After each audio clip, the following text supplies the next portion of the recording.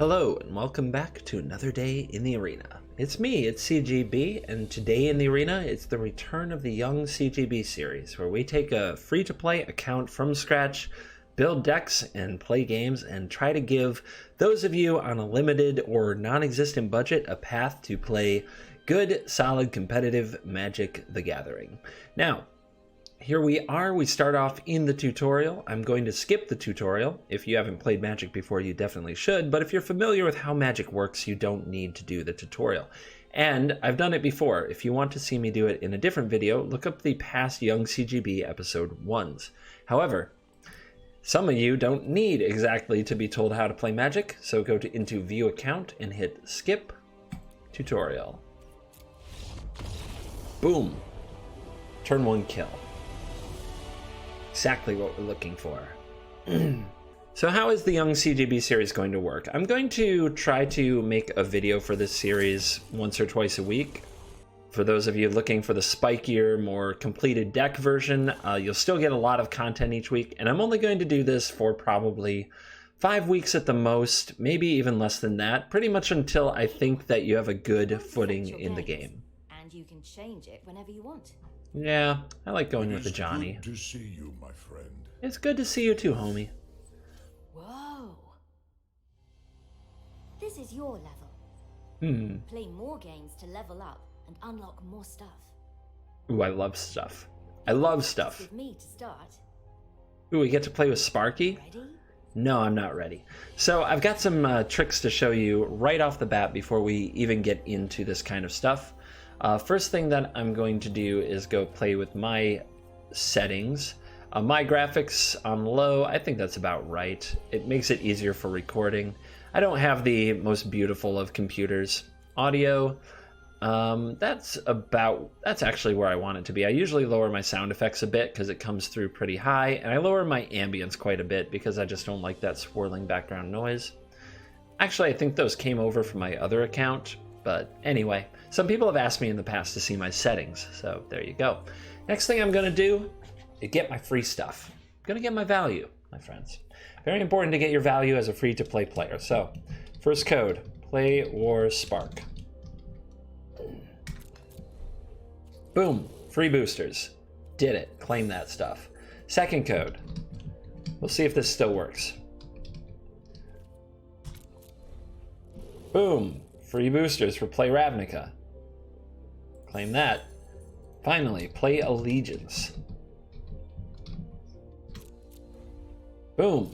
Free boosters. So let's get off on the right foot with that free stuff. If anybody else knows any codes for freebies, please, by all means, please put them, put the codes in the comments. All right. So first thing's done. Sparky wants a game. We start off with these intro decks that they give you to start with. So yeah, let's go see what Sparky wants. Now first we have to select a deck. So yep, I'm going to go white this time. So far the decks I built in previous versions of this have been red and blue. We haven't done green, we haven't done white, and we haven't done black for a free-to-play tutorial. I think that going white's in a good place, plus it has some sweet rares with Gideon. However, I'm gonna go with Forest Might for this game because I think this is the best of the precon decks. And if you have to play a deck right out of the box, I think this is the one to be in. Thank you. I might actually change my deck before a game or two, we'll see. So usually how this works is I do some quests, I just kind of make my way through the economy a bit, I play a couple of games, I explain things as I go to be a little more new player friendly than the typical video. Friendly competition. Ooh, it's so friendly. Alright, so right away when you play it, you see the card that lights up, Llanowar Elves. Of course that's a great turn 1 play. By creating extra mana, it adds more mana the next turn, which lets us do bigger and badder things. So for turn 2, I can play the 2/2 Sentinel, or I can play the 1/3. I'm going to play the 1/3 because, again, it makes mana quickly. And if we make mana quickly, we can cast our more expensive spells sooner. We also get to attack in there with the Llanowar Elves. Boom. Hit them up to style. Shrine Keepers of Vanilla 2/2 for 2 white. Now the Vigilant Baloth can come out. 1, 2, 3, 4, 5. So let's get that creature going. Uh-oh. Sparky's afraid. A field creeper is a 2/1 artifact without ability, so this is all fine. Everything's going according to plan. We could attack with our elves and plan to use a Titanic Growth, but I don't want our opponent's creatures to block and trade with my elves. I guess attacking with the druid... Can you see my hand? Okay. Nice to know. Weird. Alright. But yeah, if we attack like this and the opponent double blocks, we can kill the field creeper, which I think is fine. I don't need this much mana. And there's the blocks. I could have also Titanic Growth to kill both my opponent's creatures, but I'm going to save it for a different moment. I think there's more important things than killing the Shrine Keeper and keeping a tiny little 1/3 elf, when I've already got a lot of mana. And it looks like Shrine Keeper is not attacking and no other plays. Another forest off the top is a little less than ideal, but let's keep attacking. If the opponent blocks and they trade the Sentinel, that's fine with me too. I still want to save my Titanic Growth primarily to protect the Vigilant Baloth in some way. And now we can start attacking with Llanowar Elves because our opponent has no other creatures. But let's see what they do on this big turn 5. We got a kitty. Hi, kitty. Another forest off the top. We've drawn a lot of land, so we're really reliant on this Baloth to do all the work. Our opponent usually... Our opponent usually runs a card like Taking Vengeance that destroys a tapped creature, but Baloth here does not tap.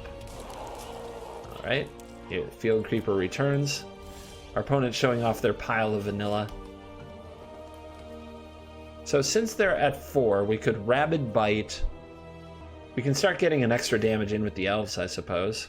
So, yeah, the opponent... Even Sparky thinks I'm slow at Magic, you guys. Does that make you happy? Alright, let's take out the creeper. Nom. And now we can attack with both. Our opponent has to block or else they die. So the Llanowar Elf should be able to hit. Oh, Titanic Growth could have killed the opponent. Oops. I had lethal. I meant to cast the Titanic Growth, but I clicked instead like a fool. Oh no, Meteor Golem. That can kill the Baloth. I'm going to throw the game. I'm going to lose to Sparky, you guys. Never mind. Gigantosaurus! Alright, your go. There's still a chance. There's still a chance. We could lose to Sparky. Oh my god, the comeback. The comeback of the century in progress. Alright. Meteor Golem staying home. What's the card? Highland Game. Okay. You know, my subs will never let me live it down if I lose to Sparky. At some point, I just should. Like, that's a game I should upload. It could happen. Oh, man. It's one of those things where I just clicked too much. So this is my 4th video of the day. I've been recording a lot, so try to give me a break. You guys in comments, you've been pretty harsh on me over the last week or so, and I admit I make some misplays, but it all happened on a day when I recorded 5 videos in one day. All right, Titanic Growth, can you take me home? Got there. Yay. Want to play again? Not particularly. I want to build some decks and play opponents. And open my booster packs, to be honest. But we've got to meet the tree of knowledge, or whatever the hell they call it now. So they've revamped the new player experience, which is a big reason that I'm working on this. You now get mastery orbs, which every time you put a mastery orb in here, you get cards. There's new cards in every direction. We'll let her talk about it. But which path to choose?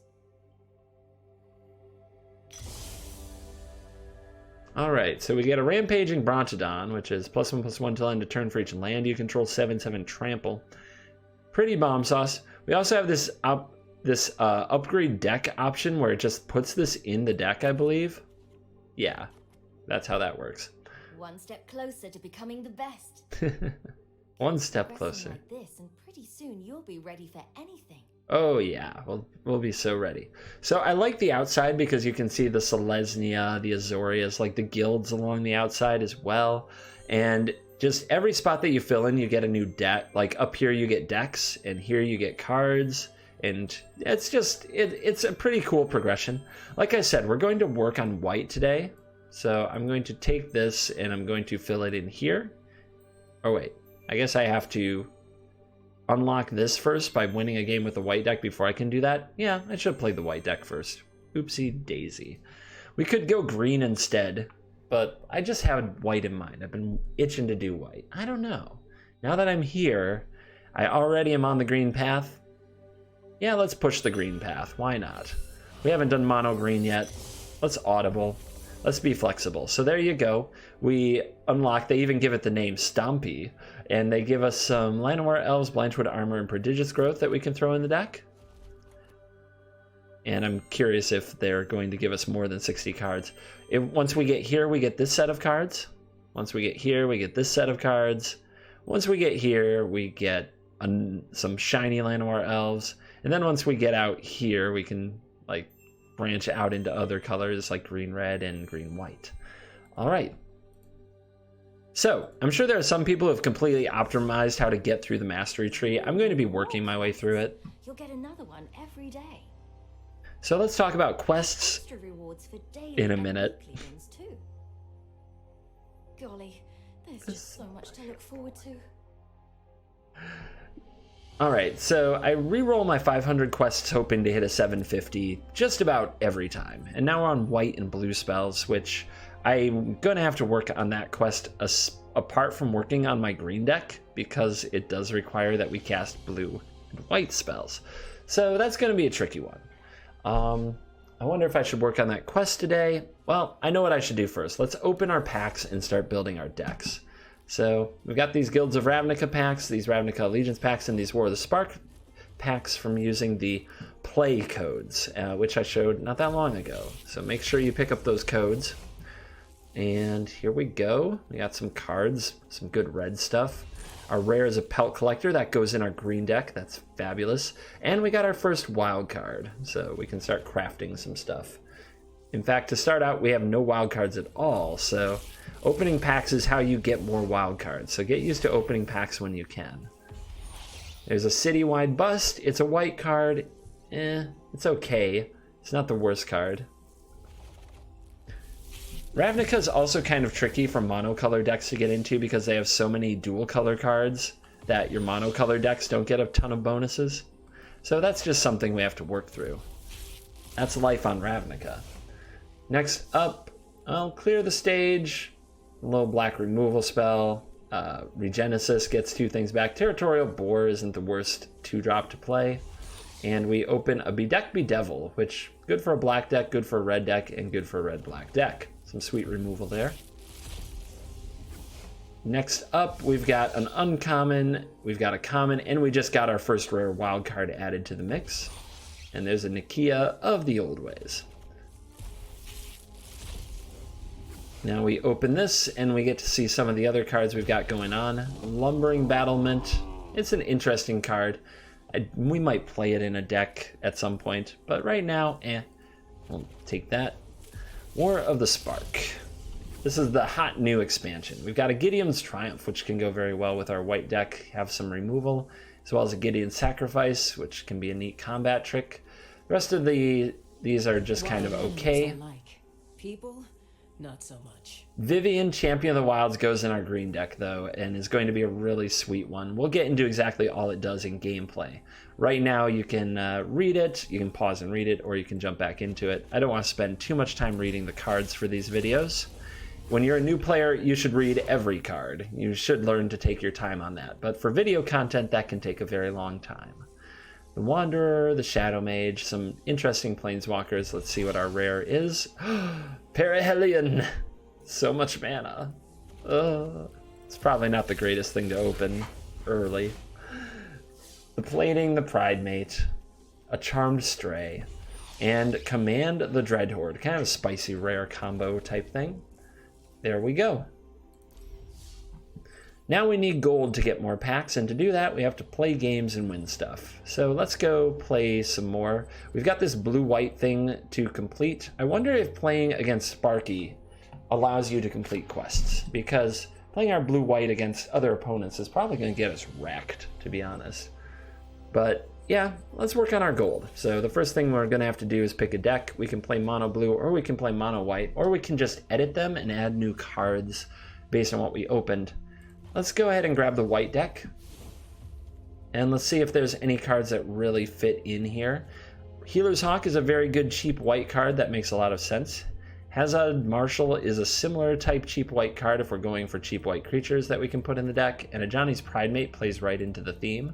So all of those can work in the deck. Gideon's Triumph is a pretty strong way to kill things, stronger than some of the cards in our deck like Bonds and Take Vengeance, so we like adding that card to the list. Citywide Bust is an interesting one. Destroying all creatures of power 4 or greater could be a massive effect that most players don't expect from a new deck like ours. Forbidding Spirit, though, is more of a defensive card, and though it's a 3-mana 3/3, I don't find it that impressive in the deck. The 10th Street Veteran I also don't think is particularly impressive. I like tapping something to draw a card. Usually effects that say draw a card on them are particularly valuable early on in your collection because your collection overall is not that good. So drawing deeper into the deck to find your better cards is pretty strong. Slumbering Battlement is a pretty funny one, but you really want to play it with cards that have an effect when they come into play, enter the battlefield effects. And I don't see a lot of that here other than Militia Bugler, so I'm not feeling the Battlement. It is a pretty fun card though. It says whenever a creature enters the battlefield. There's a little bit of synergy, so I'll think about it. The Wanderer can be very helpful in preventing non-combat damage to your creatures, things that would area affect, destroy your creatures with damage that is dealt to all. This can stop that, as well as exiling larger creatures, so getting a Wanderer in there doesn't seem bad to me. And we're of course going to soon try to take some cards out. Some of you want me to part the Parhelion in the deck. It's 8 freaking mana. You guys, we're never going to cast it. It's going to take like 1,000,000 hours. Oh well. We're young. We're young and foolish. It's the young CGB account. Let's do the ridiculous things. I also love Arcane Encyclopedia early on in formats to keep from flooding out because we just don't have cards that generate card advantage in the deck. So that's why I want to add Arcane Encyclopedia to nearly every deck early on. Now, what are some cards that don't really work for me? This is an enchantment that can make a thing big and flying. I don't like expensive enchantments like this because when the opponent kills your creature, you basically lose the enchantment as well. You get yourself 2 for 1. Confront the Assault is an interesting card, but it's only playable when you're being attacked. I do expect plenty of creature combat early though, so I'll keep this. Herald of Faith I don't think is a particularly strong card. 5 mana for a 4/3 isn't very good. Sarah Angel is better. Being a 4/4 makes a big difference. Spiritual Guardian is another card I'm not a fan of. 4 life is usually not that inspiring when you're trying to play a later game. Meteor Golem, really expensive for the effect. I know we're keeping Parahelion, but that's because it's a fancy card. I'm going to go to 24 land, probably not more. We may even cut one more. What else doesn't really fit? Territorial Hammerskull and Pegasus Courser are good for pushing damage through, but I'm not a big fan of either card, to be totally honest. They don't do that much damage. I think the Courser is the one I like less because of the 2 power. So I'm going to trim that a little bit. At least if we have Territorial Hammerskull, we might have some cool curves where we play Swiftclaw. And we do need a lot of creatures. How's our creature count? 23. That's getting a little bit low for me. Tactical Advantage. +2/+2. It's just kind of the so-so combat trick to keep attacking. Our deck is definitely torn between aggressive or not aggressive right now, and I'm going to pull out some of the cards that are a little slow and not that aggressive. I like the War Leader early on though. Confront the Assault isn't that aggressive. I'm going to pull that out of there. The Battlement could be really exciting with a few specific cards. For example, if you exile your Militia Buglers and get them back, that's pretty fun. But that's about it. I mean, there isn't that much that our Battlement is doing. Still, I think I'd rather play with it than play with a Sarah Angel, which is a card I've played with a number of times and I'm just not very excited about. I do think that I have I feel like I have too many tactical advantage though. I don't want that much combat trick. I'm not feeling that aggressive.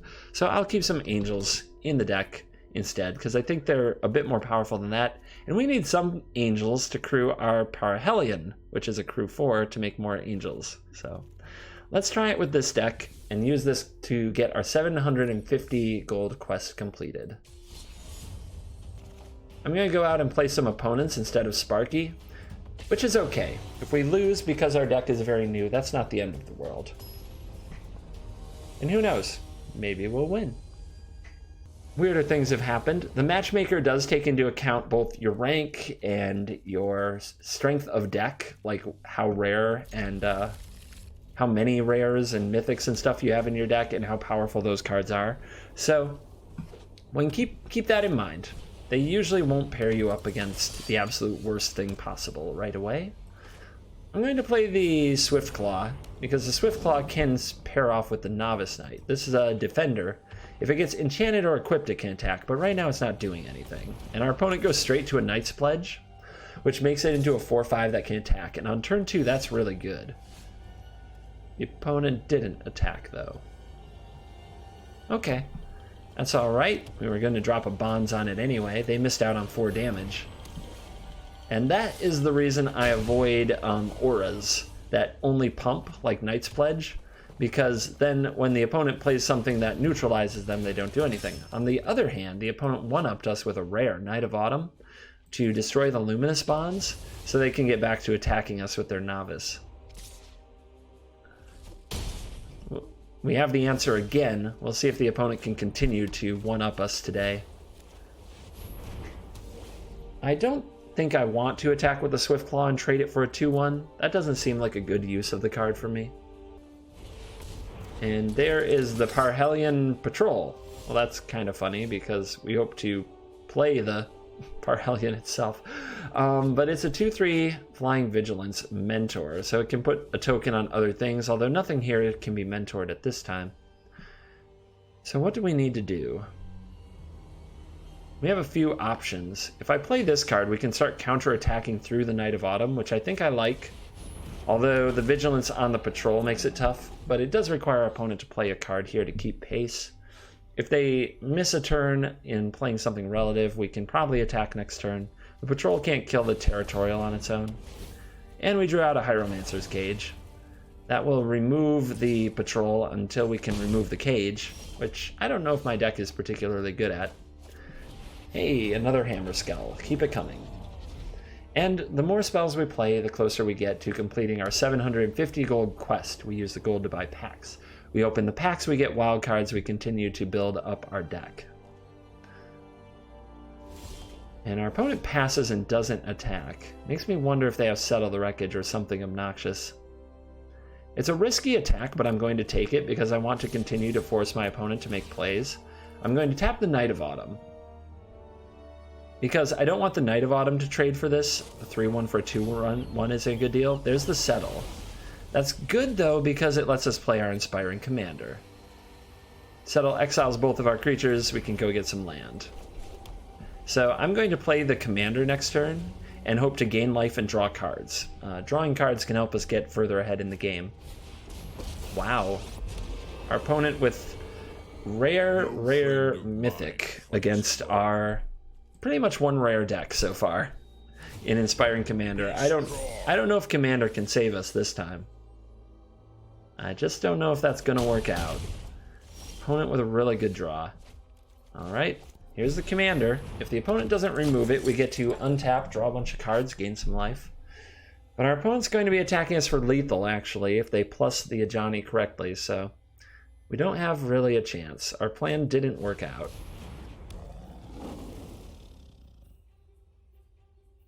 Our only plan now is... oh, wow. And they had another removal spell. So they just have lethal here. We'll let them... they're probably a newish player too, so we'll let them attack. They might have quests requiring them to attack, so we'll let them finish us off here.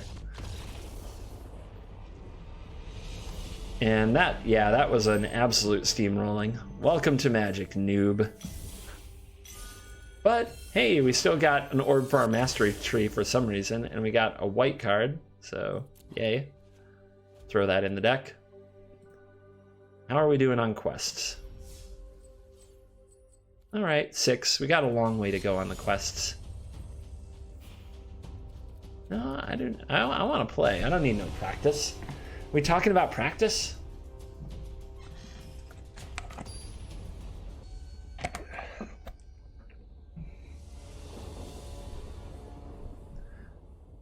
right, we'll hang on to this. It's a little bit slow, but we're on the play, so I'm hoping to get there. Sorry for nose and throat sounds. I spent my weekend with other humans. They often carry infectious diseases.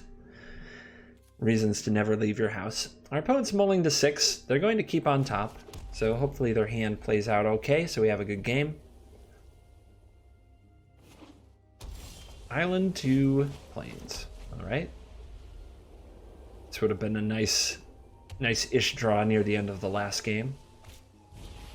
Parted Deckhand. That can only be blocked by spirits. That's going to be an annoying one.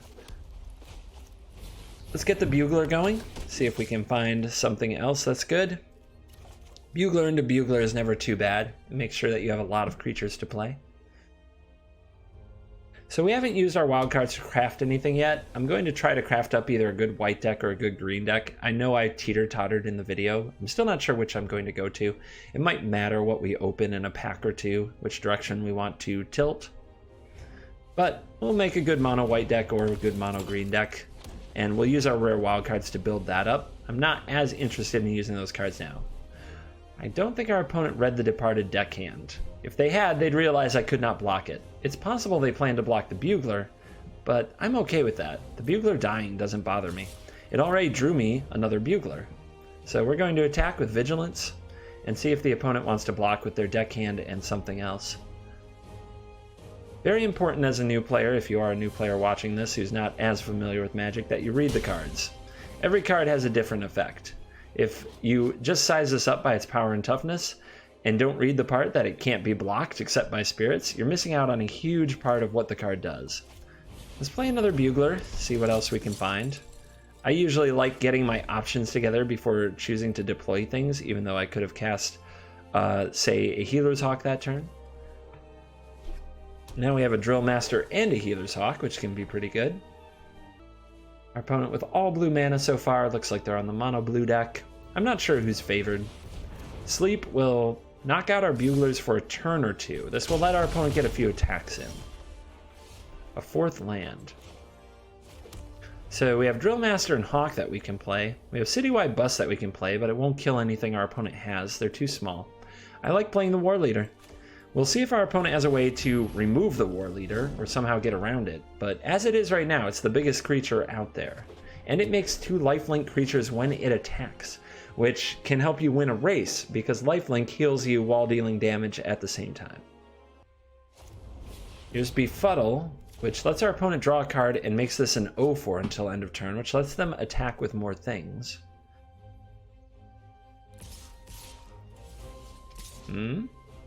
Interesting. Alright, we'll play this land. The opponent gives an oops.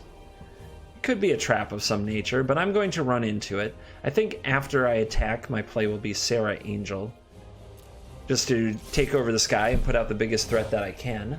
So here comes the critters. Let's see if our opponent does anything. If they don't make any plays and have 2 mana open, they could have a card like Essence Scatter, which can counter the Sarah Angel, and I might want to reconsider, but my hand has a lot of powerful cards. So playing it out, I don't think can be too bad. One of the issues with playing it, of course, is also the Citywide Bust, which would destroy my Sarah Angel if I cast it. But it doesn't appear at this stage that I have any plans to do that.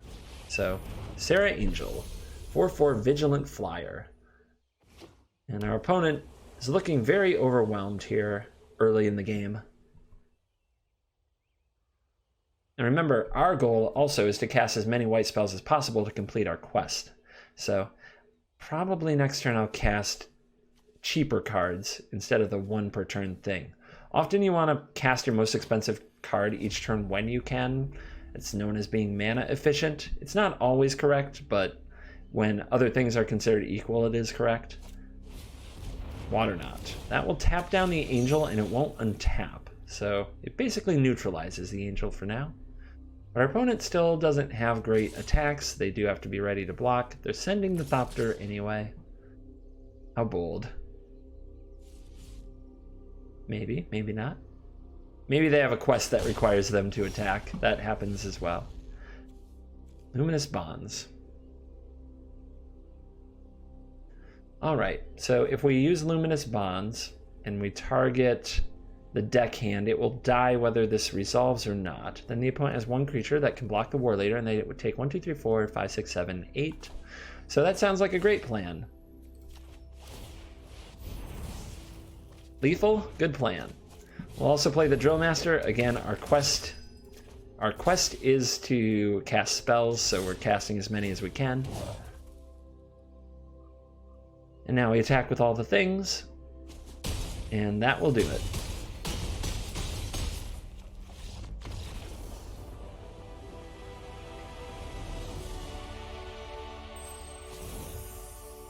Leveling up. Let's see what that gets us. Looks like a deck. Okay. Well, we have a Mastery Orb, and we have a deck that's a prize. I thought that you got those from getting out here. Let's see what happens here. I'm okay. Oh, that's probably just because I was hovering over it, like it's over here. Never mind. Don't worry about me.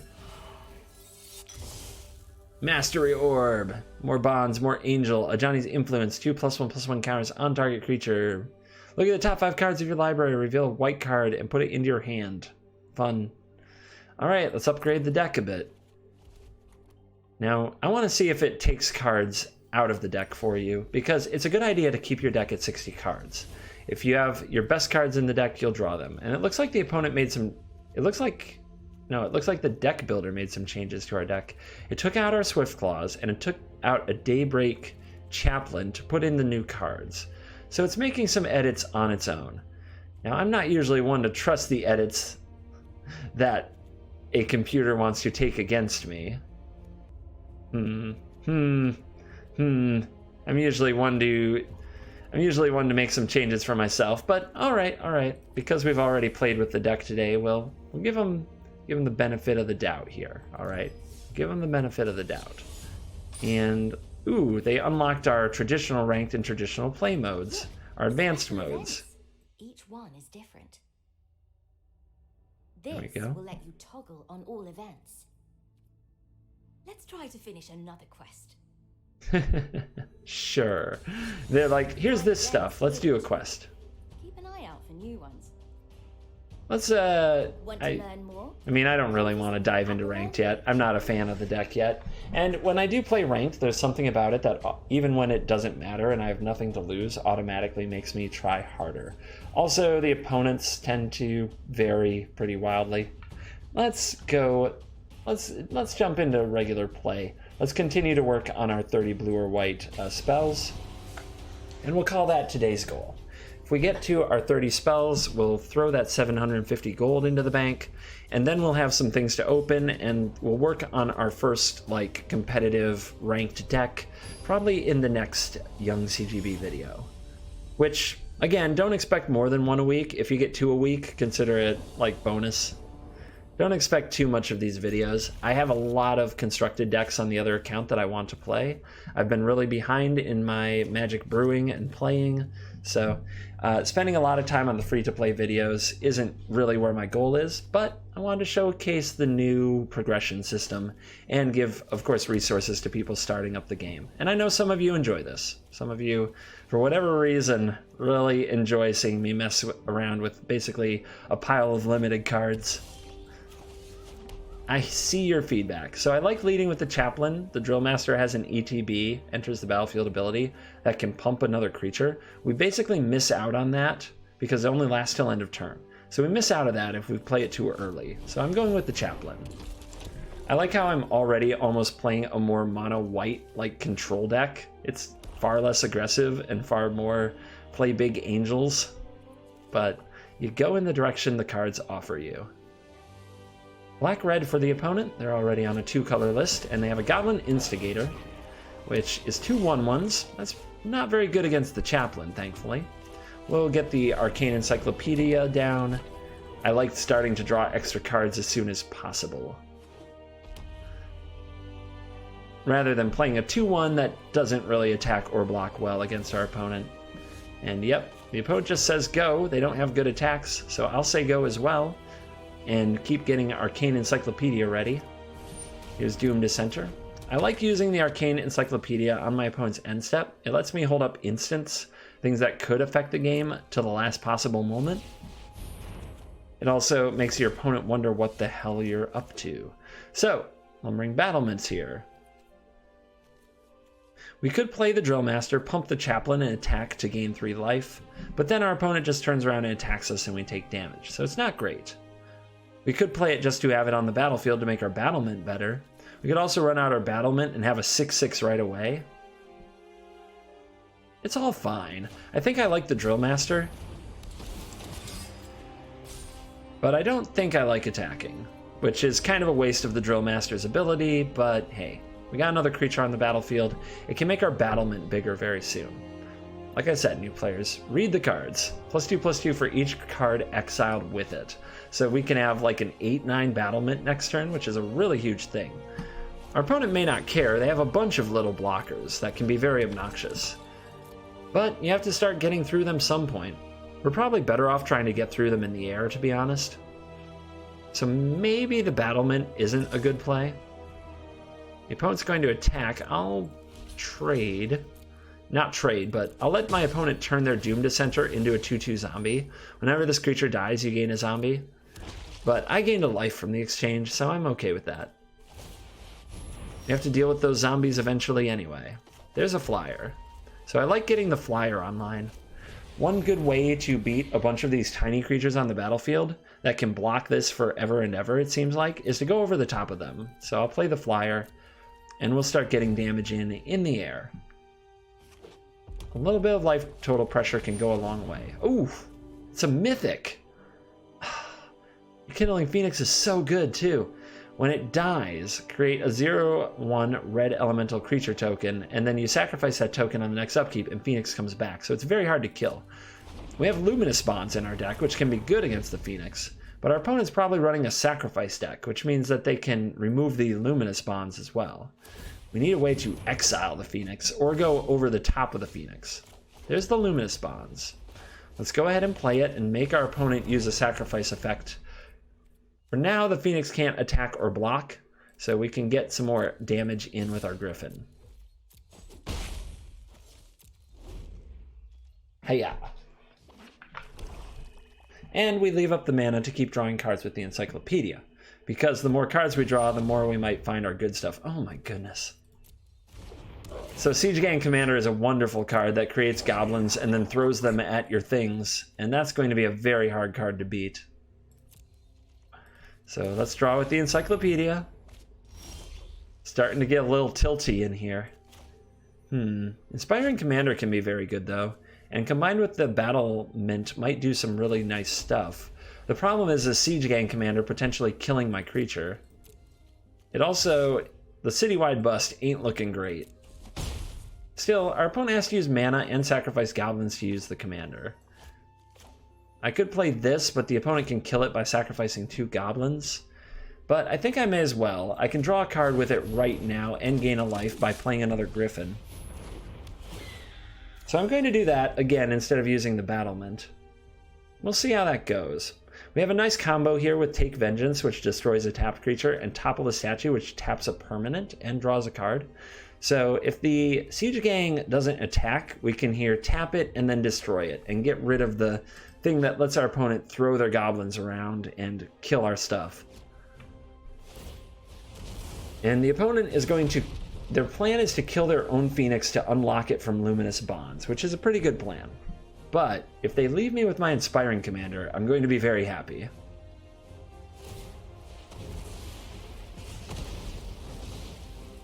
Alright, here's the egg. I could kill the egg with Take Vengeance and Topple the Statue. Is that worth it? That Rekindling Phoenix is a real pain in the butt. But I think the Siege Gang, well, there's 3 goblins left. I feel like I should stop the Siege Gang, to be honest. I don't know, this is tough. So if I Topple the Statue and Take Vengeance, I'm not playing anything else this turn. I may as well draw a card with my Encyclopedia now to see if that changes my line, changes my strategy. Another Luminous Bonds, that changes my strategy. It can lock down the Phoenix. So now I know exactly what I need to do. We need to tap the Siege Gang Commander, and we want to do it before our opponent untaps, and especially because this is at sorcery speed, we want to do it all on our turn. And now we can attack with the Griffins. Keep getting in there. Our opponent will get back their bird, their big old phoenix, but the bonds are ready. We have another sweet play potentially with Citywide Bust, but I'm trying to line it up perfect. If we play Lumbering Battlement, exile all of our cheap creatures, and then Citywide Bust to blow up our Lumbering Battlement and get them back, Inspiring Commander draws a lot of cards and gains a lot of life, and that is a good reason to do it. Grave Walker is 6 mana for a 5/5 flyer that can get creatures out of the graveyard, and look what we drew! It's all happening. It's all happening, you guys. Ooh, I really don't want this to get back a Siege Gang Commander, though. So I think this is a good turn for the Citywide Bust shenanigans. All right. This is going to look a little funky, but I think it's the right play. Lumbering Battlement. Exile all my little creatures. Now, when that happens, I will have an 8/9, or a very large creature, right? It's a 12/13, which looks really good. Honestly, it's not that good. It doesn't have any kind of trample or evasion or flying or anything. So these creatures can block it for like 5 turns, and we know the opponent can just keep getting them back. So we actually don't want this. So we're going to blow it up. But we blew up our own commander. I forgot it's toughness 4 or greater. I'm the worst. I'm so bad at Magic. I thought it was power. I haven't played with Citywide Bust, like, I don't think ever.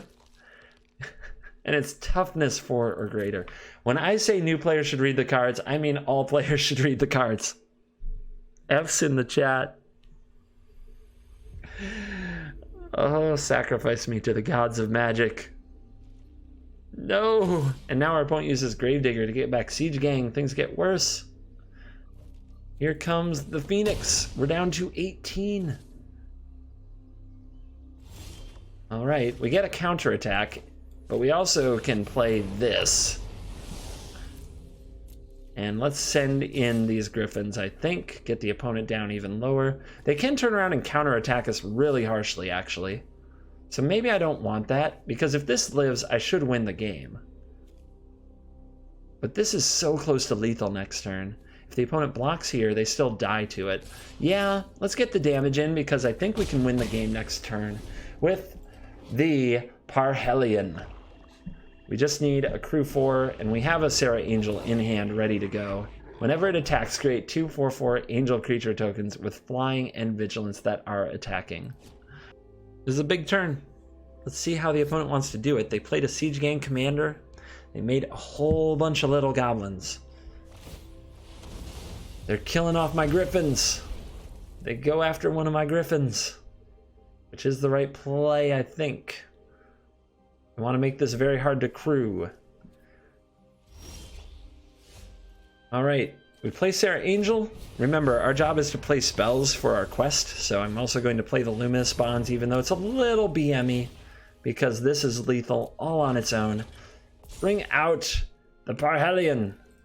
Send the creatures. We'll just send the flyers, so our opponent doesn't get to think about blocking. There's our 4/4 angels, even though for some reason you can't quite see their power and toughness. And here's the damage for lethal. Hooah!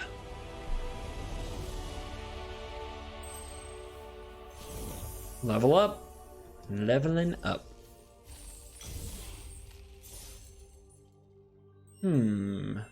So do we want these white cards or these white cards, or do we want more green cards?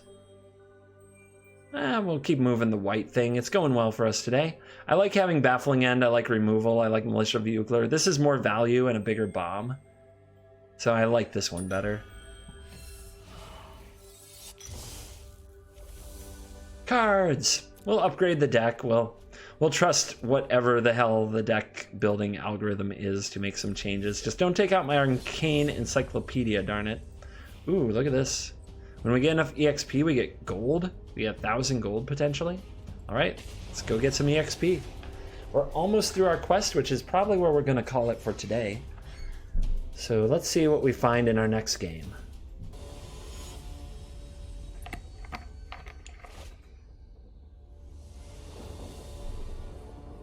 They didn't take out my encyclopedia. Automatic Snapkeep, Encyclopedia, and Parhelion. The second. Making the Territorial Hammerskulls look so bad, by the way. These probably shouldn't be in the deck anymore with our more controlling long game plan. But I can't help it. This is cool. Look how cool they are. I like the dinosaurs. I can't help myself. So our opponent's on the green plan. What are they up to? Centaur Corsair, sure. We could lock that down right away. I think I'd rather get... Well, I could get this on the field. God, I love drawing cards, especially when I have a Parhelion. Alright. YOLO. I'm the worst. I'm such a control mage at heart, I can't help it. Just drawing cards. That's all I want to do. Double Corsairs. Alright, that's going to bring a lot of beef. It's going to be a big pain in the butt. Let's slow their roll a little bit with some Luminous Bonds. Hello?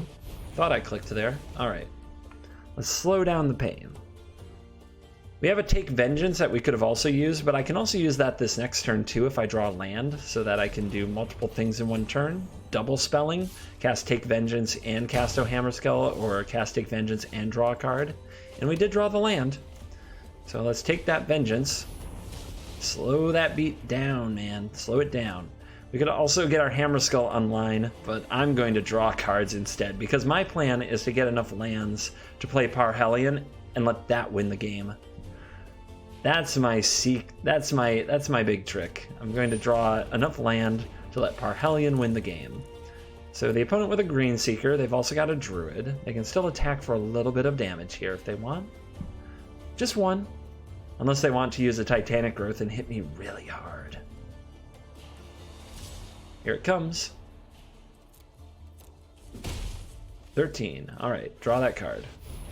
Lands are good, spells are good. There's the land. So we could Luminous Bonds these small creatures, but I really don't like doing that.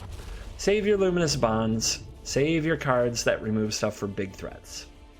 Let the little creatures block the other little creatures.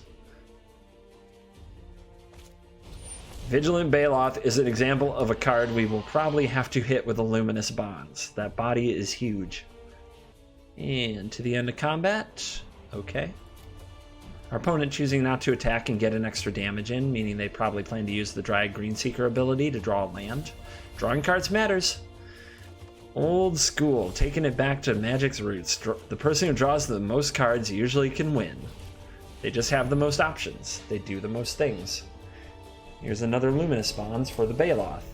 And we still have the mana up to draw another card, which is going to continue to be my plan. And then next turn, Parhelion. And if the opponent can't solve it, they will die. And I mean quickly. This card is absolutely bonkers. Bonkers!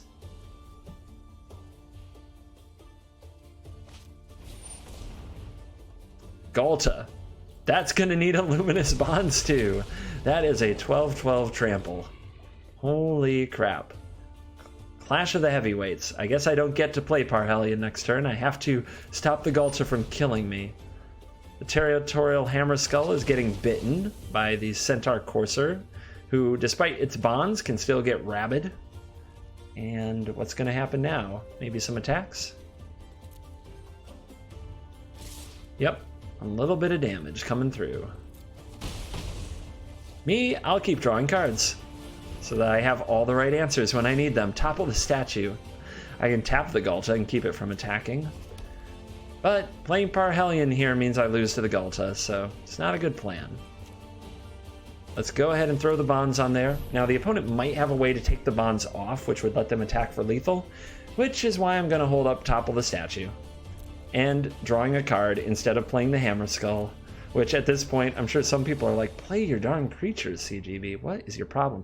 We still have to crew this Parhelion. One Territorial Hammerskull won't do it. I need to draw a creature big enough to do the job. We need 4 total power. And I'm not going to topple the statue one of these. I'm going to hang on to it. Just keeping that Galta or anything else big from messing with me. There is a burb. All right, let's get our bird on the field. Let's get Parhelion on the field, so if we draw a big creature, it's all gonna happen. That last card, Plummet. Oh, what are they doing? No, you want to kill this card. Oh my god. Oh my god, they had the Plummet. Can you imagine if I went to attack with Parhelion and the opponent plummeted it? We drew the Baffling End. We still don't have a creature to crew this. I'm going to try drawing with the Encyclopedia now to find it. Oh, we found a Bugler. We did it. We did it, chat. Give me that Marshall. Play the Hammer Skull. And we still have all these nice spells. Crew with these two. And they have Vigilance, right? And they are attacking. So yeah, important to read the card. Because they have Vigilance, they can still block next turn, which is huge, because if they didn't, we'd be dead to the counterattack. But because we gain these Vigilant Angels, we are safe, and our opponent's all the way down to 7 from just 1 attack, meaning next turn, unless they draw really perfectly here, they will die. Aggressive Mammoth is an 8/8 that gives other creatures trample. That's a really powerful card, but it won't be good enough here.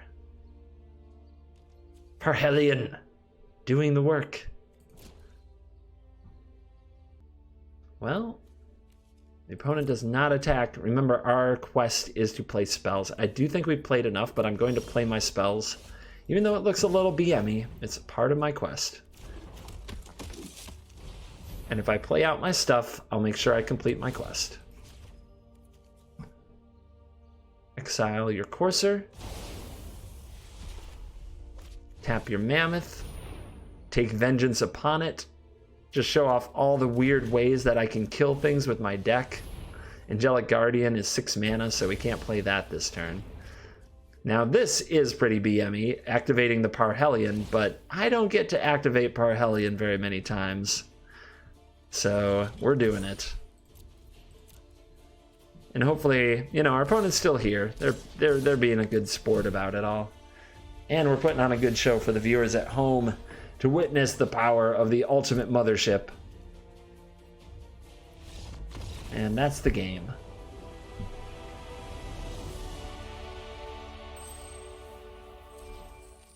Gold earned, quest completed, and we have enough for a pack. So we'll be picking up, well, we'll do it now. Why tease? Let's go ahead and show how to get into the store and grab a pack with your gold. You pretty much want to start picking up packs, because then you get wild cards quicker. Which pack should you buy? That's really up to you. It's honestly like a big topic, and there are ways to optimize it, but it's mostly up to you. And I would say early on, just buy a variety of packs and see which ones you like, which cards fit your style, which sets you're using the most. Bolas's Citadel is a really fun rare that we probably won't use for a long time because it's a complicated card that takes a deck built around it to work. But there you go. I hope you enjoyed this first episode in the new saga of young CGB. Next time we'll try to figure out which deck we're going to build and start preparing for competitive play in Ranked, as well as continuing to work on our quests. Thank you for watching this video. As always, I will see you in the next video. Goodbye. If you enjoyed this video, please hit the like button, subscribe to the channel, or leave a comment. You can also support the channel on Patreon for special perks. Links are in the description. Our sponsors are HauntedFlower.com and FlipsideGaming.com. Haunted Flower sells officially licensed MTG apparel and accessories, and Flipside Gaming sells MTG cards and supplies. You can save 10% on either site with the promo code CGB, and it supports the channel at the same time. See you next time for another day in the arena. For now, it's me, it's CGB, signing out.